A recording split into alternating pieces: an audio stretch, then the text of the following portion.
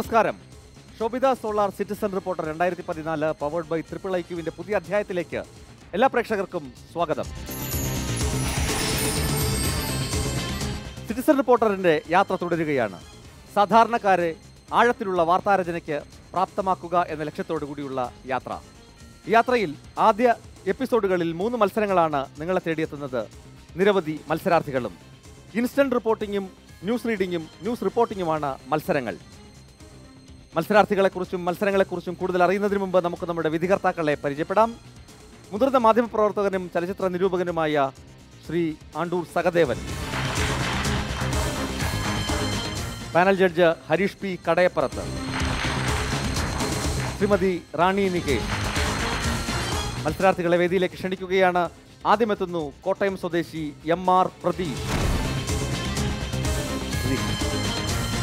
എങ്ങനെയുണ്ടായിരുന്നു നാട്ടിൽ കൂട്ടുകാരുടെ സ്വീകരണം? നാട്ടിലെല്ലാവരും കണ്ടു. ചായ അടിക്കുന്ന കൈ ചാനലിലെ മൈക്ക് വന്ന് കണ്ടപ്പോൾ എല്ലാവർക്കും ഭയങ്കര അത്ഭുതം തോന്നി, വളരെ സന്തോഷം തോന്നി. ഞാൻ പറഞ്ഞു, ഞാനൊരു സാധാരണക്കാരനാണ്, എനിക്ക് കണ്ടോ ഇങ്ങനെയൊക്കെ പറ്റുമെന്ന് പോലും ഞാൻ വിചാരിച്ചല്ല. പക്ഷേ ടി വിക്കകത്ത് വന്നു ഈ മേഖലയെക്കുറിച്ച് അറിയണമെന്നുണ്ടായിരുന്നു. അതും കുറേ പൂർണ്ണമായിട്ടാണ് ഞാൻ സന്തോഷം, വളരെ സന്തോഷം തോന്നുന്നു. MR പ്രതീഷ് ഒരു ന്യൂസ് പോർട്ടൽ ചെയ്യുന്നുണ്ട് കൂട്ടുകാർക്കൊപ്പം. ചെറിയൊരു ന്യൂസ് വെബ്സൈറ്റ് ഉണ്ട്. അത് വാർത്തയോട് അമിതമായ ആവേശവും താല്പര്യവും പ്രതീക്ഷയുണ്ട്. എൻ്റെ ശമ്പളം കുറേശ്ശെ കൂട്ടി വെച്ച് ഉണ്ടാക്കിയെടുത്തൊരു ചെറിയ വെബ്സൈറ്റ്. അത് വാർത്തയ്ക്ക് വേണ്ടി തന്നെ. വാർത്തകളുടെ ലോകം ഉണ്ടാക്കുന്ന കൂടുതൽ എനിക്ക് അങ്ങനെ ലാഭം നോക്കിയിട്ടൊന്നുമല്ല. ചെറിയ രീതി എനിക്ക് കയ്യിൽ നിന്ന് പൈസ പോകുന്നില്ല, അതെങ്കിലും ഞാൻ പൈസ നോക്കാറില്ല. അതിൻ്റെ സന്തോഷം, മനസ്സിൻ്റെ സന്തോഷം. അതെ, വാർത്തകൾക്ക് വേണ്ടി, മനസ്സിൻ്റെ സന്തോഷത്തിന് വേണ്ടി വാർത്തകൾ ചെയ്യുന്ന MR പ്രതീഷിന് ഈ പരിപാടിയുടെ ആദ്യ അധ്യായങ്ങളിൽ അല്ലെങ്കിൽ ആദ്യ റൗണ്ട് മത്സരങ്ങളിൽ പങ്കെടുത്തപ്പോൾ എന്തെങ്കിലും പുതിയ അനുഭവം അല്ലെങ്കിൽ വാർത്താ രചനയിൽ എന്തെങ്കിലും മാറ്റം വരുത്താൻ, പുതുമ വരുത്താൻ കഴിഞ്ഞോ? ഞാൻ എൻ്റെ ചെറിയ അറിവ് വെച്ച് ചെറിയ രീതിയിലാണ് എഴുതിക്കൊണ്ടിരുന്നത്. പലപ്പോഴും വാർത്തയുടെ നിലവാരത്തുന്നില്ലെന്നൊക്കെ ഒരുപാട് പേരോട് പറഞ്ഞിട്ടുണ്ട്. പക്ഷേ ഇത് കഴിഞ്ഞിട്ട് ഞാൻ 2-3 വാർത്ത സ്വന്തമായിട്ട് എഴുതി നോക്കി. പക്ഷേ അത് നല്ല നിലവാരത്തിൽ വന്നതായിട്ട് എനിക്ക് സ്വയം തോന്നി. പിന്നെ മറ്റുള്ളവർ പറയുകയും ചെയ്തു, നല്ല പത്രത്തിലൊക്കെ എഴുതുന്ന പോലെ ആ ഒരു ഇച്ചിരി നിലവാരം വന്നതായിട്ട് തന്നെ പലരും എന്നോട് പറഞ്ഞായിരുന്നു. അപ്പോൾ ശരിക്കും ഈ മത്സരം അതിൻ്റെ ലക്ഷ്യത്തിലേക്ക് എത്തുകയാണ്. MR പ്രതീഷിനെ പോലെ വാർത്തകളെ സ്നേഹിക്കുന്ന ചെറുപ്പക്കാർക്കും അതുപോലെ തന്നെ സാധാരണക്കാർക്കും വാർത്തകൾ നല്ല രീതിയിൽ കൈകാര്യം ചെയ്യാൻ കഴിയുക, അല്ലെങ്കിൽ അവരെ അതിനെ പ്രാപ്തരാക്കുക എന്നതാണ് പരിപാടിയുടെ ലക്ഷ്യം. MR പ്രതീഷിന് എല്ലാവിധ ഭാവുകങ്ങളും നേരുന്നു. All the best. രണ്ടാമത് വരുന്നു മുഹമ്മദ്. ആദ്യ മത്സരം കഴിഞ്ഞ് നാട്ടിലേക്ക് പോയി. അതിപ്പോൾ TV-യിൽ എല്ലാവരും കണ്ടു. എന്തായിരുന്നു കൂട്ടുകാരുടെയും നാട്ടുകാരുടെയും വീട്ടുകാരുടെയും പ്രതികരണം? എല്ലാവർക്കും നല്ല അഭിപ്രായമായിരുന്നു. ആരും കുറ്റമൊന്നും പറഞ്ഞില്ല. വാർത്ത വായിക്കാനുള്ള ഒരു അവസരം കിട്ടിയല്ലോ എന്നുള്ള അഭിപ്രായം എല്ലാവർക്കും. വടകരയുടെ കുഗ്രാമത്തിൽ വാർത്ത എത്താത്തിടം, ഇങ്ങനെ ഒരു സംഭവം അവിടെ ആദ്യമാണ്. യുവാക്കൾക്ക് ഹരമാണ് വാർത്ത. മുഹമ്മദിനും വാർത്ത ഹരമാണ്. വാർത്തയെ തേടി മുഹമ്മദ് ഇറങ്ങിയത് നാട്ടുകാർക്ക് സന്തോഷം നൽകുന്നുണ്ട്. ഇവിടെ വന്നപ്പോൾ തന്നെ ഒരു ഏകദേശ കാര്യങ്ങളൊക്കെ മനസ്സിലായി. ഇവിടെ ആദ്യത്തെ പേടിയും പരിഭ്രമവും മാറി. പേടിയൊന്നുമില്ല. ഒന്ന് പ്രസൻറ്റ് ചെയ്യുമ്പോൾ പെട്ടെന്ന് ഫ്ലുവൻ്റായിട്ട് പറഞ്ഞു പോകാൻ പറ്റുന്നില്ല. അതിപ്പം പറ്റുമെന്ന് അന്ന് വിധികർത്താക്കൾ ചൂണ്ടിക്കാണിച്ച കുറവുകളൊക്കെ പരിഹരിച്ചാണ് ഇന്ന് എത്തിയിരിക്കുന്നത് രണ്ടാം മത്സരത്തിന്. Okay, all the best. മുഹമ്മദിനെ പരിചയപ്പെട്ടു. ഇനി വരുന്നു ആലപ്പുഴക്കാരൻ ഇർഫാൻ ഇബ്രാഹിം സെയ്ദ്. എന്തുണ്ട് വിശേഷം? സുഖമായിട്ട് പോകുന്നു. ഇത് കഴിഞ്ഞ എപ്പിസോഡ് കഴിഞ്ഞ് വീട്ടിൽ ചെന്നപ്പം സ്വീകരണമൊക്കെ ആയിരുന്നു കോളേജിലൊക്കെ. ഞങ്ങളുടെ പ്രിൻസിപ്പൾ ടീച്ചർ നല്ല പ്രോത്സാഹനമൊക്കെ തന്നു. ടീച്ചർ സോപ്പിട്ടത് കൂടിയാണ്. ടീച്ചർ നല്ല അഭിപ്രായം പറഞ്ഞത്. പിന്നെ വീട്ടുകാർ നല്ല സപ്പോർട്ടായിരുന്നു. കോളേജ് ചെയ്തപ്പം കൂട്ടുകാർ കളിയാക്കുകയൊക്കെ ചെയ്തു. എന്നാലും അവർ ആ തമാശ സ്പിരിറ്റിൽ എടുത്തു. ഞാൻ കുഴപ്പമില്ല, നല്ല അഭിപ്രായമായിരുന്നു. നവമാധ്യമങ്ങളിൽ ശ്രദ്ധേയമായ സാന്നിധ്യമുള്ള ഇർഫാൻ, നവമാധ്യമ സുഹൃത്തുക്കളൊക്കെ എന്ന് പറഞ്ഞു. അത് നല്ല കമൻസും എൻ്റെ ഫോട്ടോസൊക്കെ ഫസ്റ്റ് എപ്പിസോഡിൻ്റെ ഫോട്ടോസൊക്കെ ഇട്ടപ്പോഴും നല്ല ഷെയറിങ്ങും ലൈക്കും കമൻസൊക്കെ ആയിരുന്നു. അത് എന്നേക്കാൾ കൂടുതൽ അവരാണ് അത് പ്രചരിപ്പിച്ചത്. Okay, all the best. Thank you Jojer. മത്സരാർത്ഥികൾ എല്ലാം നല്ല ആവേശത്തിലാണ്. ഇനി മത്സരങ്ങൾ തുടങ്ങുകയാണ്. MR പ്രതീഷിൻ്റെ ഇൻസ്റ്റന്റ് റിപ്പോർട്ടിംഗ് മത്സരം നമുക്ക് കാണാം.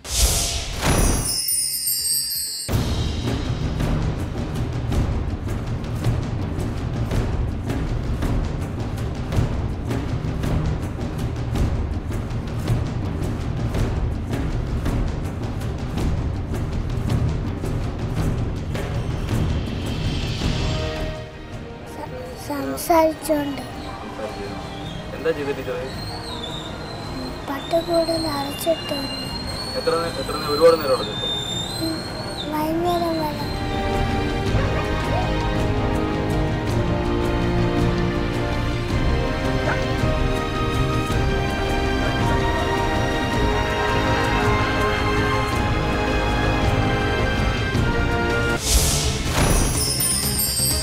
ഉടപ്പനക്കുന്ന് വാര്യർപ്പള്ളി ജവഹർ ഇംഗ്ലീഷ് മീഡിയം സ്കൂളിലാണ് മനുഷ്യ മനസ്സാക്ഷിന് അടിച്ച് ഈ ദുരന്തം അരങ്ങേറിയത്. UKG വിദ്യാർത്ഥിയെ പ്രിൻസിപ്പൽ ക്ലാസ്സിലിരുന്ന് സംസാരിച്ചതിൻ്റെ പേരിൽ പ്രിൻസിപ്പലിൻ്റെ നേതൃത്വത്തിൽ പട്ടിക്കൂട്ടിൽ കുട്ടി അടയ്ക്കുകയായിരുന്നു. ഒരു 3 മണിക്കൂറോളം കുട്ടി പട്ടിക്കൂട്ടിനുള്ളിൽ കഴിഞ്ഞു. വളരെയധികം വൃത്തിഹീനമായ സാഹചര്യത്തിലായിരുന്നു കുട്ടി കിടന്നിരുന്നത്. നിവർന്നു നിൽക്കാൻ പോലും കുട്ടിക്ക് സാധിച്ചിരുന്നില്ല. ഈ സംഭവം കുട്ടിയുടെ സഹോദരി മുഖേനയാണ് സംഭവം പുറത്തറിഞ്ഞത്. സംഭവം പറഞ്ഞ് നിരവധി നാട്ടുകാരും മറ്റും പുറത്ത് അടിച്ചുകൂടിയിരുന്നു. വൻ പ്രതിഷേധം ഇതിനിടയിലുണ്ടായി. പോലീസ് സേനകളും മറ്റും നാട്ടുകാരെ നിയന്ത്രിക്കാൻ വളരെയധികം പാടുപെടുന്നുണ്ട്. അതുപോലെ തന്നെ പല രാഷ്ട്രീയ പ്രമുഖർ ഇവിടെ വന്നു. ഇത്തരം വിവരങ്ങളാണ് ഇവിടെ നിന്ന് എനിക്ക് നൽകാൻ സാധിക്കുന്നത്. പ്രതീഷ് റിപ്പോർട്ട് ചെയ്തു. നമുക്ക് ജഡ്ജസിൻ്റെ വിലയിരുത്തലിലേക്ക് പോകാം. സഹദേവൻ സാർ, പ്രതീഷിൻ്റെ ഇൻസ്റ്റൻറ്റ് റിപ്പോർട്ടിംഗ് എങ്ങനെ വിലയിരുത്തുന്നു? പ്രതീഷ്, ആ ദൃശ്യങ്ങളോടുള്ള ആ ദൃശ്യങ്ങൾ എന്താണ് എന്ന് മനസ്സിലാക്കി നമുക്ക് പറഞ്ഞു തരാൻ ആദ്യ തവണ തന്നെ പ്രതീക്ഷിച്ചത് കഴിഞ്ഞിരിക്കുന്നു. ഒരു വാർത്ത അങ്ങനെ തന്നെയാണ്, കൂടുതലുമില്ല കുറവുമില്ല. അതിൽ 2-3 കാര്യങ്ങൾ കൂടി വിട്ടുപോയിട്ടുണ്ട് പ്രതീക്ഷ. ഉദാഹരണത്തിന് ഈ നാട്ടുകാരുടെയും അതുപോലെ അധികാരികളുടെയും ഇടപെടൽ കൊണ്ട് അവരെ പോലീസ് കസ്റ്റഡിയിലെടുത്ത് ടീച്ചർമാരെയും കൊണ്ടുപോകുന്നതായുള്ള ദൃശ്യങ്ങൾ അതിലുണ്ടായിരുന്നു. ഈ കുട്ടിയുടെ വിവരണം അല്ലെങ്കിൽ കുട്ടി എന്താണ് നടന്നത് എന്നുള്ളതിനെ പറ്റിയുള്ള ആ കുട്ടിയുടെ വർത്തമാനം അത് നാം കേട്ടു. ഇത്തരം കാര്യങ്ങളും കൂടി അതിൽ ചേർന്നിരുന്നെങ്കിൽ അവിടെ എന്താണ് നടന്നത് എന്ന് നമുക്ക് കൃത്യമായി പ്രേക്ഷകർക്ക് പറഞ്ഞു കൊടുക്കാൻ പറ്റിയേനെ. ഏതായാലും ദൃശ്യം മനസ്സിലാക്കി അല്ലെങ്കിൽ ഈ സംഭവം മനസ്സിലാക്കി അതപ്പം തന്നെ പറഞ്ഞു കൊടുക്കാനായിട്ടുള്ള ശ്രമം നല്ലൊരു ശതമാനത്തോളം വിജയിച്ചിട്ടുണ്ട്. പ്രതീഷ്, ആദ്യം ഈ രംഗത്ത് സ്റ്റേജിൽ വന്നതിനേക്കാളും നന്നായി മെച്ചപ്പെട്ടിട്ടുണ്ട്. പേടി മാറി. അതാണ് ആദ്യമായിട്ട് വന്നപ്പോഴുണ്ടായിരുന്ന പരിഭ്രമം കുറച്ച് കുറഞ്ഞു. പിന്നെ ഈ ദൃശ്യങ്ങൾ കണ്ട് അത് മനസ്സിരുത്തി കൃത്യമായി പറയുകയും ചെയ്തു. പക്ഷെ അതിൽ വന്നിട്ടുള്ളത് കുറച്ചുകൂടെ ഒന്ന് വ്യക്തത, അക്ഷരശുദ്ധി ഇത്തിരി വരുത്താൻ നോക്കുക. വ്യക്തത, അതിൻ്റെ ആ സ്പീഡ് ഒക്കെ കൂടെ ഒന്ന് ശരിയാക്കി കഴിഞ്ഞാൽ ഇവിടുന്ന് നമുക്ക് പോകുമ്പോഴത്തേക്ക് നല്ലൊരു സിറ്റിസൺ റിപ്പോർട്ടറായിട്ട് പോവാം അല്ലേ?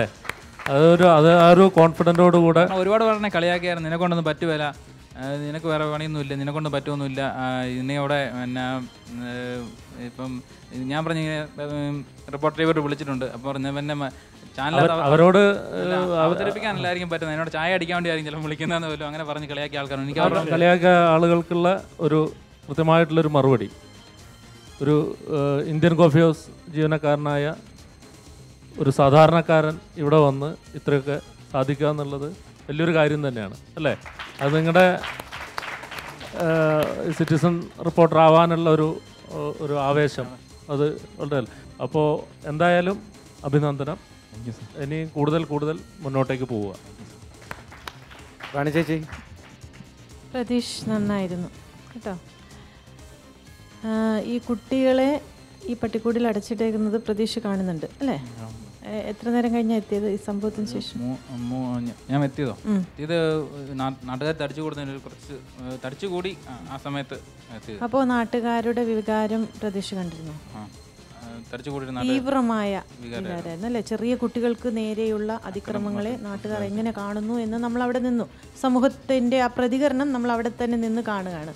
പക്ഷെ ആ ഒരു തീവ്രമായ ഒരു ഇടപെടൽ അല്ലെങ്കിൽ ഒരു സംസാരം മാത്രം പ്രതീഷിൻ്റെ ഭാഗത്തൊന്നും ഉണ്ടായില്ല. അനുകമ്പയല്ല ഉദ്ദേശിച്ചത്, അനുകമ്പയുടെ ആവശ്യമില്ല. പക്ഷേ ആ വികാരം റിപ്പോർട്ടർ എന്ന നിലയിൽ പ്രതീഷ് ഉൾക്കൊണ്ടിരുന്നെങ്കിൽ, മുഖത്ത് കാണിക്കാതെ ആ വികാരം കൃത്യമായി പ്രതീഷിന് ഉൾക്കൊള്ളാൻ സാധിച്ചിരുന്നെങ്കിൽ ഈ റിപ്പോർട്ടിംഗ് കുറച്ചുകൂടെ മനോഹരമാക്കാൻ പറ്റും അല്ലേ? സത്യമല്ലേ അത്? വേഗം കൂടുന്നു, പിന്നെ വാക്കുകൾ നല്ല സ്പഷ്ടമായിട്ട് ഉച്ചരിക്കുന്നില്ല. ഇങ്ങനെയുള്ള 2-3 കാര്യങ്ങളും ഇതിന് പ്രതികൂലമായി ബാധിച്ചിട്ടുണ്ട് ഈ റിപ്പോർട്ടിങ്ങിനെ. അതുപോലെ തന്നെ എനിക്ക് പറയാം ജോയി ഇവിടെ ഇപ്പോൾ അതിദാരുണമായ ഒരു സംഭവമാണ് നടന്നിരിക്കുന്നത്. നമുക്കത് കുറച്ചുകൂടെ ഒരു അതിന് നമ്മൾ മുഖത്ത് അഭിനയം കാണിക്കണം എന്നല്ല അതിൻ്റെ അർത്ഥം. നമ്മൾ ആ പ്രശ്നത്തിലേക്ക് കുറച്ചുകൂടെ കിടക്കുമ്പോൾ കുറച്ചുകൂടെ റിപ്പോർട്ടിംഗ് മനോഹരമാവും. അത് നമ്മുടെ മനസ്സിലുണ്ടായാൽ മതി. ആ ആത്മാർത്ഥത അതാണ് പറഞ്ഞത് കേട്ടോ. Thank you. നന്നായിട്ട്. പ്രതീക്ഷേ, ചായക്കടയിൽ ജോലി നോക്കിയിരുന്ന ഒരു മനുഷ്യൻ ഇന്ത്യയുടെ പ്രധാനമന്ത്രിയായി. ചായക്കടയിൽ ആണ് ജോലി എന്ന് കരുതി ഒരു സ്ഥാനവും നമുക്ക് അന്യമല്ല. കുട്ടിയെ കണ്ണൂരിൽ പട്ടം പോലെ പറത്തിയെങ്കിൽ തിരുവനന്തപുരത്ത് പട്ടിക്കൂട്ടിൽ അടക്കുകയാണ് ചെയ്തത്. എന്നാൽ കുട്ടികൾക്ക് നേരെയുള്ള അതിക്രമം എന്നും വലിയ അതിക്രമമായി തന്നെ ലോകമാധ്യമങ്ങളും ലോകവും കാണുന്നുണ്ട്. പ്രതീക്ഷിച്ച ഭാവങ്ങൾ നേരുന്നു. മത്സരങ്ങളും ആരവങ്ങളും സിറ്റിസൺ റിപ്പോർട്ടർ വേദിയിൽ അവസാനിക്കുന്നില്ല. Shobhita solar citizen reporter 2014 powered by IIIQവിനൊപ്പം തുടരുക. ഒരു ചെറിയ ഇടവേള.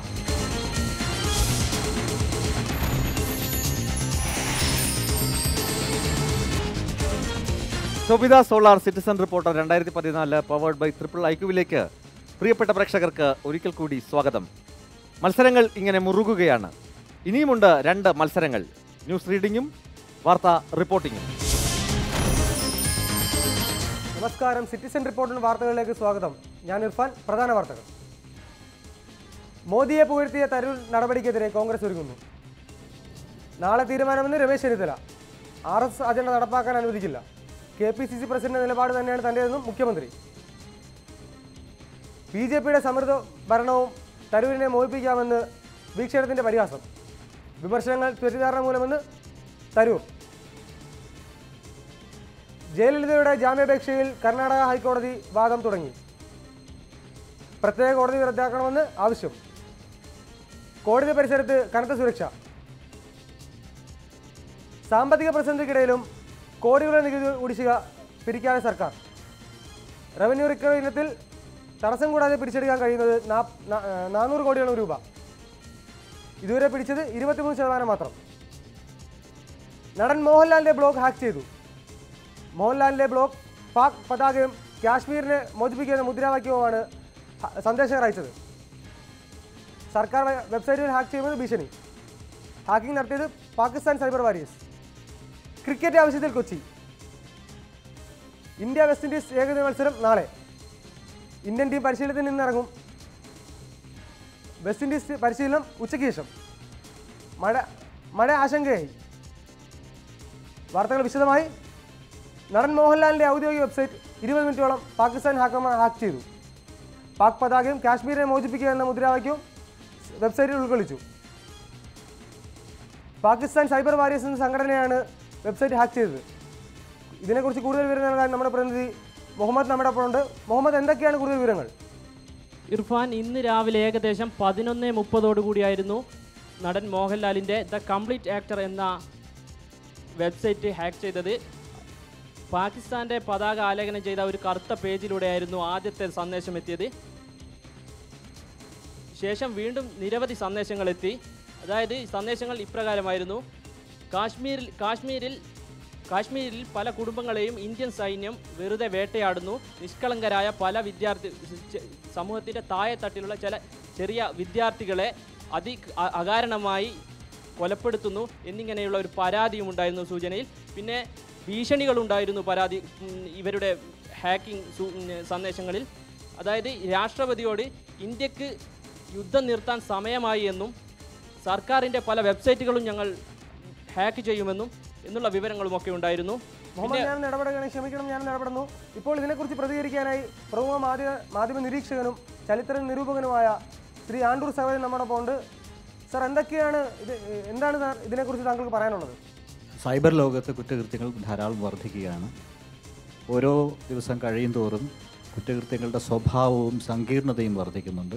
ഹാക്കിങ്ങിനെ സംബന്ധിച്ച് പറയുകയാണെങ്കിൽ ഹാക്കിംഗ് വ്യാപകമാവുകയും അതോടൊപ്പം തന്നെ അത് പിന്തുടർന്നുകൊണ്ട് അതിനെ പറ്റിയുള്ള കൂടുതൽ അന്വേഷണങ്ങൾ നടത്തി കുറ്റകൃത്യങ്ങളുടെ പുറകിൽ ആരാണെന്ന് കണ്ടുപിടിക്കാനുള്ള വൈഷമ്യങ്ങളും അതോടൊപ്പം തന്നെ വരുന്നുണ്ട്. എന്നെ സംബന്ധിച്ചിടത്തോളം ഇതൊരു സങ്കീർണമായ മേഖലയാണ്, വെല്ലുവിളികൾ നേരിടുന്നൊരു മേഖലയാണ്. തീർച്ചയായിട്ടും ഇത് ഗുരുതരമായൊരവസ്ഥയെ സൂചിപ്പിക്കുകയും ചെയ്യുന്നു. താങ്കൾ പറഞ്ഞു വരുന്നത് ഇന്ത്യയിലുള്ള മോഹൻലാൽ എന്ന് പറയുന്നത് ഒരാൾ ലഫ്റ്റനന്റ് കേണൽ പദവിയിലിരിക്കുന്ന ഒരു ആർമി ഓഫീസറും കൂടെയാണ്, ഇന്ത്യൻ സൈന്യത്തിൻ്റെ ഭാഗമാണ്. അത്തരത്തിൽ നോക്കുമ്പോൾ ഇന്ത്യൻ സൈന്യത്തെ തന്നെ അല്ലേ പാകിസ്ഥാൻ സംഘടനയെ വെല്ലുവിളിക്കുന്നത്? കുറച്ചും കൂടി വ്യാപകമായിട്ട് ആലോചിച്ച് നോക്കുക. മോഹൻലാൽ ഒരു മലയാളിയാണ്. സ്വാഭാവികമായും ഈ പ്രദേശത്ത് മാത്രം അറിയപ്പെടുന്ന ഒരാളാണ്. കേരളത്തിന് പുറത്ത് മലയാളികളുടെ ഇടയിലാണ് അദ്ദേഹത്തിന് കൂടുതൽ അറിവുള്ളത്, അല്ലെങ്കിൽ ചലച്ചിത്ര മേഖലയിലാണ് അദ്ദേഹത്തിന് കൂടുതൽ പരിചയമുള്ളത്. ആ തരത്തിൽ നോക്കുമ്പോൾ കുറ്റകൃത്യങ്ങൾ നടത്തുന്ന ഏജൻസികൾക്ക് മോഹൻലാലിനെ പോലെ തന്നെ മറ്റേതെങ്കിലും ഒരാളെയും ഇതിന് ലക്ഷ്യമാക്കാമായിരുന്നു. അപ്പോൾ മോഹൻലാലിനെ ലക്ഷ്യമാക്കുമ്പോൾ അതിൽ ചില സംശയങ്ങൾ ബാക്കി നിൽക്കുന്നുണ്ട്. ഉദാഹരണത്തിന് മലയാളികളെയും കേരളത്തെയും മോഹൻലാലിനെയും അറിയുന്ന ആൾക്കാരുടെ ഒരു കുതന്ത്രമാവാനും അതിന് സാധ്യതയുണ്ട്. അവർക്ക് ഇത്തരം സംഘടനകളോടുള്ള ബന്ധം എന്താണെന്ന് കൂടി അന്വേഷിക്കണം. നന്ദി മിസ്റ്റർ സഹദേവൻ. ഞാൻ മുഹമ്മദിലേക്ക് തിരിച്ചു വരാം. മുഹമ്മദ്, നമുക്കിപ്പോൾ മോഹൻലാൽ കുറച്ച് നാളുകൾക്ക് മുമ്പ് പ്രധാനമന്ത്രി നരേന്ദ്രമോദിയെ പുകഴ്ത്തി പറഞ്ഞിരുന്നു. അത്തരത്തിൽ നോക്കുകയാണെങ്കിൽ ഇതിന് അതുമായി എന്തെങ്കിലും ബന്ധമുണ്ടോ? ഇന്ത്യയുടെ മറ്റു ഔദ്യോഗിക വെബ്സൈറ്റ് തൊട്ട് കളിക്കുന്നത് പോലെയല്ല, ഇതൊരു വ്യക്തിയുടെ വെബ്സൈറ്റാണ്. അതിലൂടെ ഇന്ത്യൻ ആർമിയിലേക്കും ജനങ്ങളിലേക്കും മാത്രമല്ല മോഡിയോട് ഒരു അനുകമ്പ പ്രകടിപ്പിച്ചതും ഇതിനോട് നമ്മൾ കൂട്ടി വായിക്കേണ്ട ഒരു കാര്യം തന്നെയാണ്. നമുക്കിപ്പോൾ നെഗറ്റീവ് അല്ലെങ്കിൽ ഒരു നെഗറ്റീവ് ഇമ്പാക്റ്റോട് കൂടി കിട്ടുന്നൊരു വാർത്തയാണിത്. തീർച്ചയായും ഓക്കെ, വാർത്തകൾ തിരിച്ചു വരാം. സമയപരിധി മൂലം നിർത്തുകയാണ്. വാർത്തകളും വിശേഷങ്ങളും അവസാനിക്കുന്നില്ല. നന്ദി മുഹമ്മദ്, നന്ദി സഹദേവൻ സാർ ചർച്ചയിൽ പങ്കെടുത്തതിന്. മുഹമ്മദ്, എങ്ങനെയായിരുന്നു റിപ്പോർട്ടിംഗ്? കുഴപ്പമില്ലായിരുന്നു. ന്യൂസ് റൂമിൻ്റെ ഒരു ഇഫക്റ്റ് ക്രിയേറ്റ് ചെയ്യാൻ ശ്രമിച്ചു. അപ്പോൾ നന്നായി വായിച്ചു എന്നാണ് പ്രതീക്ഷ. പ്രതീക്ഷയ്ക്കകത്ത് ഉയരാൻ സാധിച്ചെന്ന് തോന്നുന്നില്ല. പ്രതീക്ഷ എപ്പോഴും വാനോളമാണല്ലോ, പിന്നെ അത്രയും നമുക്ക് ഉയരാൻ പറ്റുമെന്ന് വരില്ല. കുന്നോളം ആഗ്രഹിച്ചാലേ കുന്ന് കുരുവോളം കിട്ടുമെന്നാണ്. അത്രയും കുന്നോളം ആഗ്രഹിച്ചു, കുന്ന് കുരുവോളം കിട്ടിയിരുന്നാണ് സത്യം. കിട്ടുമെന്ന് നോക്കാം. വിധികർത്താക്കളുടെ കമൻറ്റ് കേൾക്കാനുണ്ട്, മാർക്ക് വരാനുണ്ട്. അബ്ദുൽ കലാം സാറിൻ്റെ ഇതാണ് നോക്കുന്നത്, സ്വപ്നങ്ങൾ കാണുക. പക്ഷേ എന്നെ സംബന്ധിച്ചിടത്തോളം ഇപ്പം സ്വപ്നങ്ങൾ മാത്രമായി പോകുന്നുണ്ട്. എന്നെ മാത്രമല്ല, പൊതുവെ സ്വപ്നങ്ങൾ മാത്രമായി പോകുന്നുണ്ട്. സ്വപ്നങ്ങൾ കാണുകയും അഗ്നിച്ചിറകിലേറി മുന്നോട്ട് പ്രയാണം ചെയ്യാൻ കഴിയുകയും ചെയ്യട്ടെ. നമുക്ക് ചെറിയൊരു ഇടവേളയുടെ ആവശ്യമുണ്ട്. പ്രേക്ഷകർക്കും കൊടുക്കേണ്ട ഒരു ഇടവേള. Shobhita solar citizen reporter 2014 powered by IIIQവിൽ ഒരു ചെറിയ ഇടവേള.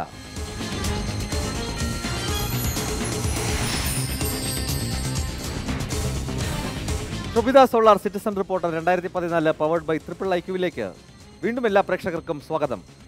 വാർത്തയുടെയും വാർത്താധിഷ്ഠിത പരിപാടികളുടെയും വിധികർത്താക്കൾ യഥാർത്ഥത്തിൽ ജനങ്ങൾ തന്നെയാണ്. എങ്കിലും ഒരു മത്സരമാകുമ്പോൾ വിധികർത്താക്കൾക്ക് അവരുടേതായ റോള് നിർവഹിക്കേണ്ടതുണ്ട്. മത്സരത്തിന്റെ ആവേശം ചോർന്നു പോകുന്നതിന് മുമ്പ് മത്സരാർത്ഥികൾക്ക് വിധികർത്താക്കളുടെ അഭിപ്രായങ്ങൾ അറിയേണ്ടതുണ്ട്. സഹദേവൻ സാറിനോട് തന്നെ ചോദിക്കാം. സാർ, എങ്ങനെ ഉണ്ടായിരുന്നു? അപരിചിതത്വം ധാരാളമുണ്ട്, അത് പ്രകടമാവുന്നു എന്നുള്ളതാണ്. ആ അപരിചിതത്തെ മറികടക്കാൻ വേണ്ട എല്ലാ കാര്യങ്ങളും നിങ്ങൾ തീർച്ചയായിട്ടും സ്വാധീനിക്കേണ്ടതുണ്ട്. വായനയുടെ പേസ് എന്ന് പറയുന്നത്, വാർത്ത വന്നിങ്ങനെ വീഴുകയാണ് അല്ലേ? പ്രത്യേകിച്ച് ബ്രേക്കിംഗ് അല്ലെങ്കിൽ ഹെഡ്ലൈൻസ് വായിക്കുക എന്ന് പറയുമ്പോൾ ഒന്നിനൊന്നും ഇങ്ങനെ വരികയാണ്. അത് കൃത്യമായൊരു സമയം നിശ്ചയിച്ചുകൊണ്ടാണ് അതിൻ്റെ ദൃശ്യവും അടിക്കുറിപ്പും വരിക. ആ അടിക്കുറിപ്പ് വരുമ്പോഴേക്കും അത്രയും വാർത്തയുടെ ആ 4 വാചകവും വായിച്ചു തീരണം. അതിൻ്റേതായിട്ടുള്ള വേഗതയിലും അതിൻ്റേതായിട്ടുള്ള ശക്തിയിലും നമ്മുടെ കാതുകളിൽ വന്നു വീഴണം. അത് കഴിയുമ്പോഴേക്കും അടുത്ത വാർത്തയുടെ ദൃശ്യവും അടിക്കുറിപ്പും വരും.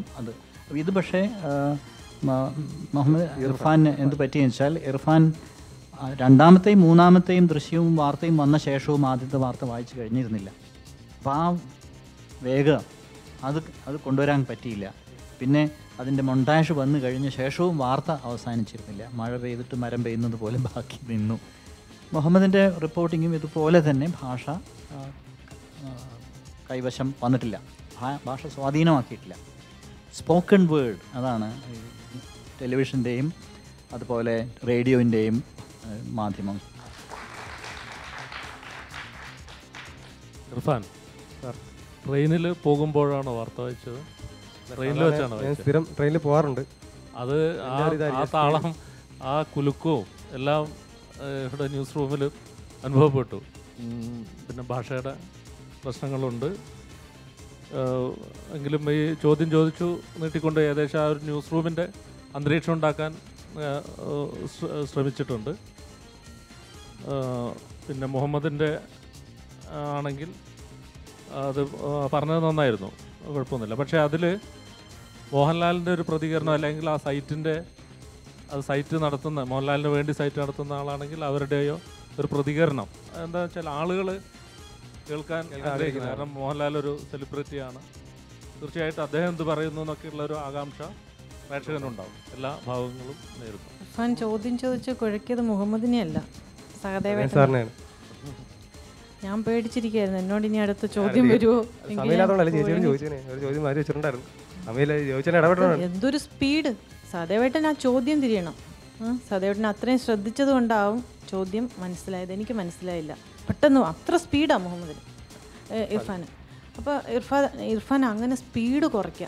കുറേ ക്വസ്റ്റ്യൻസ് എനിക്ക് ചോദിക്കണം, കുറേ മറുപടി കിട്ടണം, ഭയങ്കര ആഗ്രഹമാണ്. പക്ഷെ അത് കൃത്യമായി ചോദിക്കുന്നില്ല, സ്പഷ്ടമായിട്ട് ചോദിക്കുന്നില്ല. വായനയിലും ആ സ്പീഡുണ്ട്. അതായത് ഹെഡ്ലൈൻസ് വായിച്ചപ്പോൾ സ്പീഡ് വേണമായിരുന്നു, അപ്പോൾ സ്പീഡ് കുറഞ്ഞു പോയി. പക്ഷെ അത് കഴിഞ്ഞപ്പോൾ വളരെ വലിയ സ്പീഡ് ഉണ്ടാക്കി, അല്ലേ? അത് വേണ്ട, കുറച്ചുകൂടി ഒരു ഇരുത്തം വന്ന വായന വേണം, പക്വത, അല്ലേ? ഇരുത്തം വന്ന വായന വേണം. മുഹമ്മദിൻ്റെ റിപ്പോർട്ടിങ്ങിൽ പ്രത്യേകിച്ചൊന്നും പറയാനില്ല. എനിക്ക് തോന്നുന്നു മുഹമ്മദ് അത് കുറച്ച് നന്നായി തന്നെ പറഞ്ഞിട്ടുണ്ട് കേട്ടോ, നന്നായിരിക്കുന്നു. അപ്പോൾ ഇനി മാർക്കാണ് അറിയേണ്ടത്, ഇല്ലേ സാർ? പ്രതീഷിന് മാർക്ക് 60. ഇർഫാൻ, ഏതായാലും നിങ്ങൾക്ക് രണ്ടുപേർക്കും ഞാൻ 56 മാർക്ക് വീതമാണ്. ഹരീഷേട്ടാ? അപ്പോൾ പ്രതീഷിന് കഴിഞ്ഞ തവണത്തേക്കാൾ മാർക്ക് കൂടുതലുണ്ട്, 75 മാർക്കാണ്. Thank you. ഇർഫാൻ 75 മാർക്കാണ്. മുഹമ്മദിന് കഴിഞ്ഞ തവണത്തേക്കാൾ 1 മാർക്ക് കൂടുതലുണ്ട്, 76 മാർക്ക്. ചേച്ചി പ്രതീഷിൻ്റെ പ്രതീക്ഷകളെ ഫുൾഫിൽ ചെയ്യുന്നുണ്ടോ? അതെ, ഞാനത് പറയാൻ തുടങ്ങായിരുന്നു. പ്രതീക്ഷ, ഞങ്ങൾക്ക് പ്രതീക്ഷയുണ്ട് കേട്ടോ പ്രതീഷിനെ കുറിച്ച്. അതുകൊണ്ട് പ്രതീഷിന് ഞാൻ നൽകുന്ന മാർക്ക് 78 മാർക്ക്.